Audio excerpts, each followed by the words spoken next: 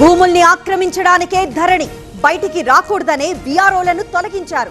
ఉద్యోగులను పట్టించుకోలేదన్న రేవంత్. సర్వేపల్లి జీవితం ఆదర్శమన్న చంద్రబాబు. హైదరాబాద్ ను అభివృద్ధి చేశానన్న సీఎం. ఏపీ నంబర్ 1 గా ఎదగాలని ఆకాంక్ష. జీఎస్టీ సంస్కరణలపై మోదీకి కృతజ్ఞతలు. సెమీ కండక్టర్ మంజూరుపై ధన్యవాదాలు. ఏపీకి మరింత సహకరించాలని లోకేష్ విన్నపం.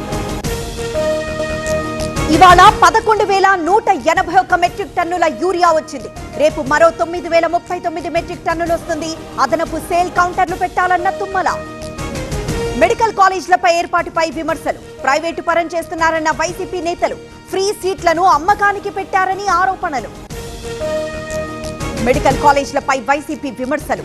వారికి అవగాహన లేదన్న సత్యకుమార్. పీపీపీ పద్ధతికి అర్థం తెలుసుకోవాలన్న మంత్రి. ఈ నెల 18 నుంచి ఏపీ అసెంబ్లీ. అదే రోజున మండలి ప్రారంభం. నోటిఫికేషన్ జారీ చేసిన గవర్నర్. అసెంబ్లీకి జగన్ రావాలని కోరుతున్నా.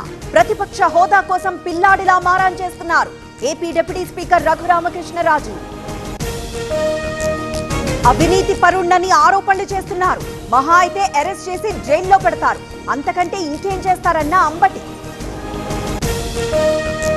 టీచర్లపై కోమటిరెడ్డి అసహనం. మాట్లాడుతుంటే భోజనానికి వెళ్లారని అసంతృప్తి. డిసిప్లిన్ ఇదేనా అంటూ మందలించిన మంత్రి. రిజర్వేషన్ అంశం తేలాకే స్థానిక ఎన్నికలు. తీర్మానంపై గవర్నర్ సానుకూలంగా స్పందించారు. 10 రోజుల్లో కమిటీలను పూర్తి చేస్తామన్న మహేష్. కేసీఆర్ ఫ్యామిలీపై కడియం గరం. ఆస్తి కోసం గొడవలు జరుగుతున్నాయన్న నేత. ప్రజలకి సంబంధం లేదని కామెంట్. రాజీవ్ సాగర్ పై కవిత వర్గం మండిపాటు. కవితకు ద్రోహం చేస్తున్నారని ఆరోపణలు. కవితపై విమర్శలకు ఎందుకు స్పందించలేదని ప్రశ్నలు. హైదరాబాద్ కు సిబిఐ డైరెక్టర్. సిబిఐ కార్యాలయంలో అధికారులతో భేటీ. కాళేశ్వరం విచారణ నేపథ్యంలో టూర్ కి ప్రాధాన్యత. తురకపాలెంలో పెమ్మసాని పర్యటన. మృతుల కుటుంబాలతో మాట్లాడిన కేంద్ర మంత్రి. అరుదైన వ్యాధి కారణం కావచ్చని కామెంట్. ఖైరతాబాద్ గణేష్ ని దర్శించుకున్న రేవంత్. మహాగణపతికి ప్రత్యేక పూజలు.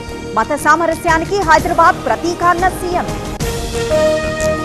హైదరాబాద్ లో రేపు నిమజ్జనం. ఉదయం 6 నుంచి ప్రారంభం. గంగమ్మ ఒడికి చేరబోతోన్న వినాయకులు.